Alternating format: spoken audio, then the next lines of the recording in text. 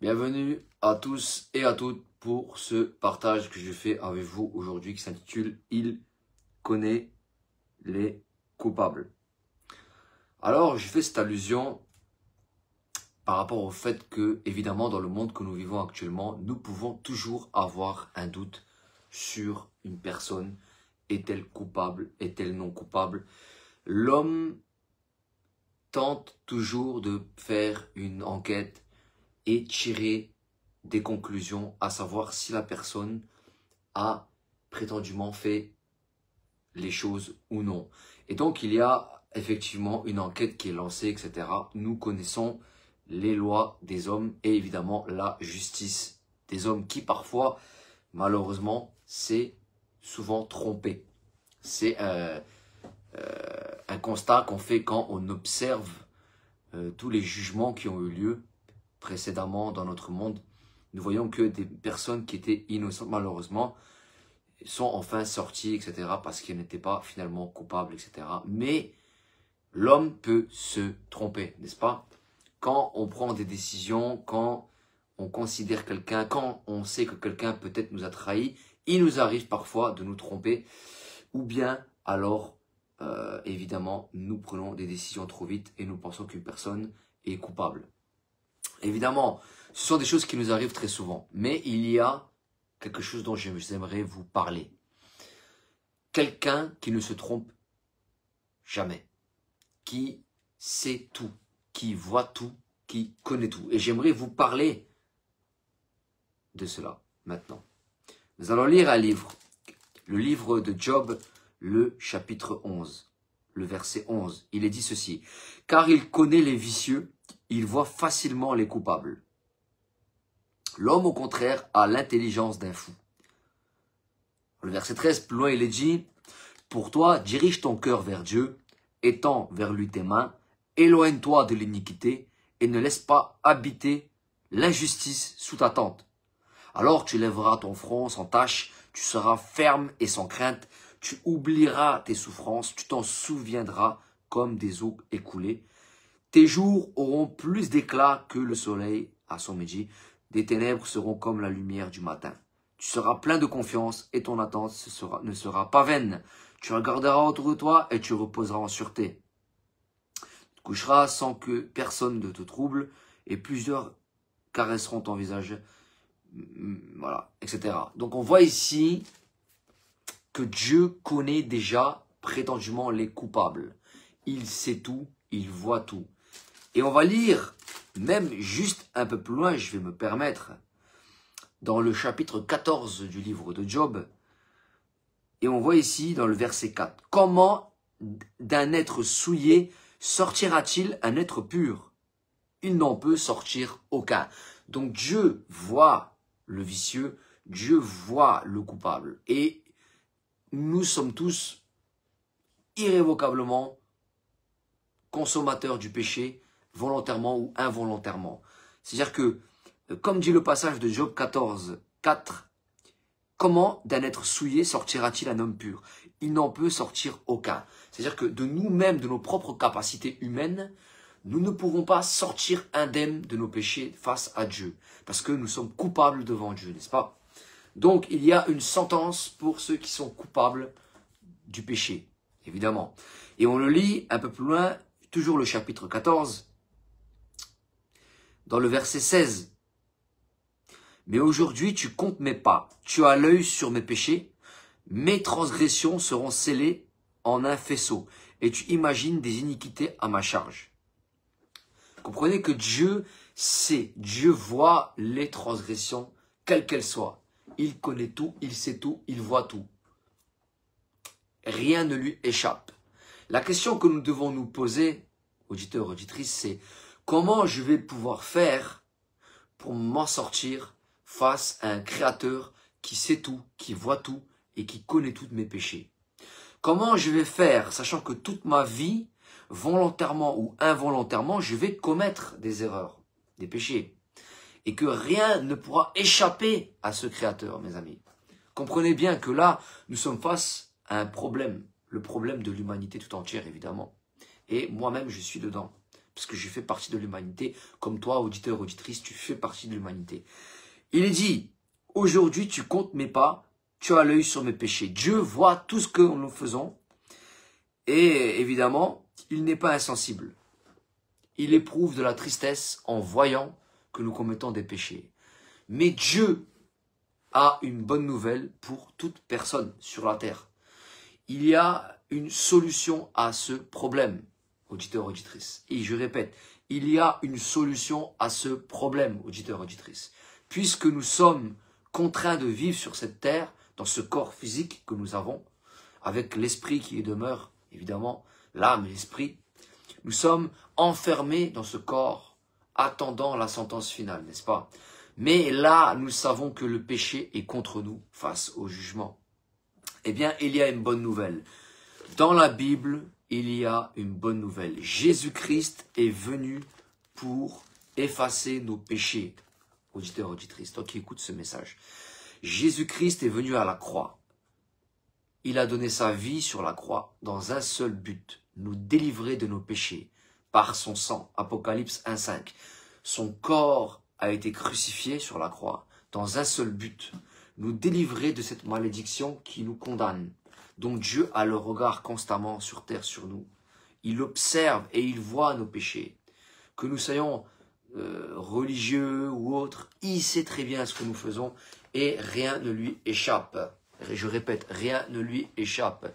Donc si tu penses échapper au jugement de Dieu, si tu penses échapper au péché que tu commets devant Dieu, sache que tu fais une grande erreur. En te disant, de toute façon, j'ai toute ma vie devant moi, je veux profiter, ça ne m'intéresse pas, etc., etc. Tu fais une grande erreur. Parce qu'au jugement dernier, malheureusement, Dieu ne veut pas condamner ta personne. Ce qu'il veut, c'est que tu puisses être pardonné. Mais il y a un seul qui peut te permettre cela.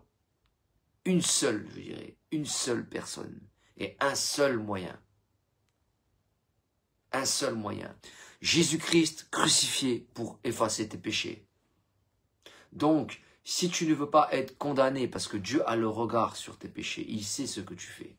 Peu importe ce que tu as commis, les actes dans ton passé, Jésus-Christ est venu à la croix pour effacer tes péchés. Si tu as la foi en lui, Jésus-Christ dit, celui qui croira en moi et qui sera baptisé sera sauvé. Marc 16. Celui qui ne croira pas, la malédiction ne sera pas ôtée et à ce moment-là, il sera condamné. J'aimerais vous dire, comment d'un être souillé sortira-t-il un être pur? Point d'interrogation. De toi-même, tu penses que par tes actes, que par tes performances dans tes œuvres bénéfiques, tu vas réussir à troquer ta place au paradis avec Dieu. Comme si Dieu était un vulgaire marchand de tapis avec qui tu vas discuter de ta place au paradis. Comme si tu vendais ta place au paradis. Dieu n'est pas un marchand de tapis. Dieu n'est pas quelqu'un avec qui tu peux vraiment, je dirais, mesurer ta place pour rentrer ou pas. Dieu est tout puissant. Et si tu veux, ne serait-ce avoir l'espoir d'entrer au paradis, il n'y a qu'un seul espoir. Je viens de te l'annoncer. Il n'y a qu'un seul espoir, qu'on ne te mente pas, qu'on ne triche pas en te mentant. La Bible dit que Jésus-Christ est venu pour te garantir cet espoir. Il a dit, maintenant je m'en vais vous préparer une place au paradis. Et lorsque je reviendrai, je vous prendrai avec moi, afin que là où je suis, vous soyez avec moi aussi. Jésus a fait cette promesse, puisque la Bible déclare, malheureusement, aujourd'hui, Dieu compte tes pas et il a l'œil sur tes péchés. Dans le livre de Job, chapitre 14, le verset 16, Dieu observe ta vie avec attention. Ce qu'il attend de toi, auditeur, auditrice, ce qu'il attend de toi, c'est que tu fasses demi-tour dans ta vie pour le suivre. C'est que tu prennes cette décision, peu importe le péché commis, peu importe l'erreur, tu ne pourras pas échapper. Tu ne pourras pas échapper. Le seul qui a le pouvoir de te délivrer aujourd'hui, je viens te l'annoncer, c'est Jésus-Christ. Si tu prends cette décision dans ton cœur, peu importe ta famille, peu importe les traditions, peu importe ta culture, peu importe d'où tu viens, Dieu te tend les bras aujourd'hui dans ce message, à travers de la parole qui est aussi Jésus et la Bible. Dieu veut te dire, viens à moi et laisse ta vie derrière toi. Ton ancienne vie, tes péchés, laisse tout ça, je vais tout effacer. Je vais effacer ton ardoise et je vais te garantir une place au paradis. Je le disais à l'instant même, Jésus promet une place au paradis. Ce que aucun autre prophète a promis dans la Bible. Je le répète. Tous les prophètes n'ont donné aucune garantie de la place du paradis. Il n'y en a qu'un seul qui a prétendu garantir une place au paradis. Et dans la Bible, il s'appelle Jésus. Dans tous les messages spirituels, aucun homme n'a dit « je vais vous préparer une place au paradis si vous me suivez ». Seulement Jésus, je viens te l'annoncer. Donc si tu as un doute sur cette parole, consulte-la. Lis la Bible et regarde par toi-même. Et tu constateras par toi-même que ce que je dis est vrai, que je n'invente rien, mais que Dieu veut juste ton bonheur et ta bénédiction. Que Dieu veut juste que tu puisses entrer au paradis sans être forcément condamné au jour du jugement. Pourquoi? Eh bien parce que c'est un Dieu d'amour. C'est un Dieu de miséricorde qui est bon et qui veut le bonheur pour l'humanité et non le malheur. Puisque le malheur a été apporté par Satan, par son mensonge dès le commencement, il a trompé nos ancêtres en les obligeant par sa séduction à désobéir. Et par cette désobéissance, nous avons reçu le péché, la malédiction du péché qui nous conduit malheureusement à la mort et au jugement. Donc aujourd'hui, tu peux être libéré, je le répète, aujourd'hui tu peux être libéré de cette malédiction. Prends vraiment cette décision au sérieux. Il n'est jamais trop tard pour comprendre que Dieu est amour et que Dieu te prépare une place au paradis si tu choisis maintenant dans ta vie de suivre Jésus. Je répète, Job chapitre 14 verset 16. Mais aujourd'hui, tu comptes mes pas, tu as l'œil sur mes péchés. Mes transgressions sont scellées en un faisceau et tu imagines des iniquités à ma charge. Nous avons encore le verset qui est juste avant, je le répète. Je le répète, parce qu'il est important de l'entendre. Le verset 4. Comment d'un être souillé sortira-t-il d'un être pur? Est-ce que tu penses te purifier par tes œuvres? Est-ce que tu penses te purifier par tes actes? Tu ne pourras pas marchander avec Dieu. Tu ne pourras pas marchander avec Dieu. Je suis désolé de te l'annoncer. Par contre, je suis honoré et je suis réjoui de t'annoncer cette nouvelle que Jésus-Christ à la croix a effacé tous tes péchés. Si tu l'acceptes dans ton cœur, il n'est pas trop tard pour toi. Amen. Il n'est pas trop tard pour toi. Alors, prenons cette décision au sérieux. Prenons cette décision au sérieux. Dieu aujourd'hui, au travers de la Bible, au travers de Jésus, veut vous parler. Il veut vous adresser ce message. Mais il dit aussi dans le chapitre 11, le verset 16 du chapitre de Job, « Prétends-tu sonder les pensées de Dieu, parvenir à la connaissance parfaite du Tout-Puissant ?» Certains se taguent tout savoir et tout connaître de Dieu, alors que la Bible elle-même révèle la parole de Dieu et nous dit la vérité. Est-ce que tu prétends tout savoir et tout connaître de Dieu alors que tu n'as même pas encore songé à lire la Bible et à voir que Jésus est la parole de Dieu et à voir ce qu'il te dit pour ton bien et non pour ton mal? Parce que le seul qui a voulu la chute de l'humanité, c'est Satan. C'est Satan, ce n'est pas Dieu. Donc Dieu a la bénédiction pour toi. Dieu veut résoudre ce problème. Il veut te réconcilier entièrement avec lui. Parce que c'est amour. Dieu est amour. Je le dis, Dieu est amour. Donc si tu prends au sérieux ce message, tourne-toi vers une communauté chrétienne, une église. Va voir un pasteur et demande le baptême. Va voir un homme de Dieu. Celui qui est là est responsable. Tu vas le voir, tu lui dis, je veux m'engager avec Jésus aujourd'hui. Parce que j'ai réalisé dans mon cœur que je ne pouvais pas m'en sortir par mes propres moyens face au péché. Et je réalise que Jésus est mon sauveur et je veux l'accepter. Choisis de prendre cette décision ce soir ou ce matin ou cet après-midi en voyant ce message. Il n'est jamais trop tard parce que Dieu a dit il y a un temps pour tout. Et je pense que peut-être aujourd'hui pour toi, en regardant cette vidéo, tu songeras à prendre la décision qui est la meilleure de ton existence. Parce qu'il y a un temps pour tout et que ce temps est arrivé aujourd'hui dans ce message, d'entendre sa parole, de comprendre le plan de Dieu pour toi. Alors, maintenant, sans tarder, je t'invite vraiment à ne pas réfléchir par les pensées qui peuvent te tromper, qui peuvent t'empêcher de venir vers Dieu. Parce que ici, il est dit, dans le chapitre 11 de Job, dans le verset 7. Prétends-tu sonder les pensées de Dieu, parvenir à la connaissance parfaite du Tout-Puissant? Elle est aussi haute que les cieux. Que feras-tu? Pour l'interrogation. Plus profonde que le séjour des morts, que sauras-tu? La mesure en est plus longue que la terre et plus large que la mer. Amen. Donc, tu ne pourras pas comprendre la totalité de l'immensité de Dieu, ne serait-ce que par ta philosophie ou par tes pensées qui vont malheureusement t'induire à un moment donné ou à un autre dans l'erreur. Parce que la pensée de l'homme n'est que très limitée face à la toute-puissance de Dieu. Nous ne pouvons pas nous comparer à Dieu et à son mode de pensée parce que Dieu est au-dessus de l'homme. Il sait tout, il voit tout, il connaît tout. Comme nous l'avons partagé tout à l'heure dans le livre de Job, le chapitre 14. Dans le chapitre 14, nous avons lu que rien n'échappe à Dieu. Amen. Et même les choses qu'on croirait. Exactement. Alors, il est dit quoi dans le chapitre 13, dans le verset 9? S'il vous sonde, vous approuvera-t-il? Point d'interrogation. Ou le tromperez-vous comme on trompe un homme?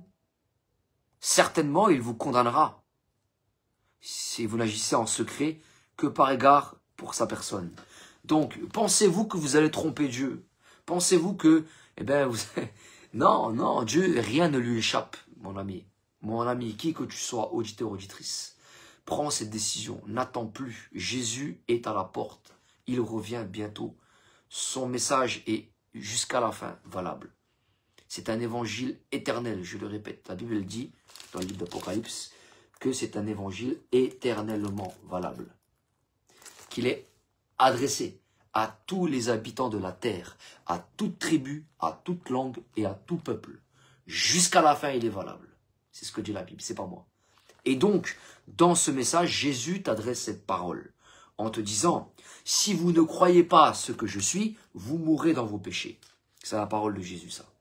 Donc, si maintenant tu ne crois pas qu'il est le sauveur du monde, qu'il est venu pour mourir à la croix, pour effacer tes péchés, pour te permettre d'entrer au paradis, tu mourras dans tes péchés. Et tu vas passer au jugement.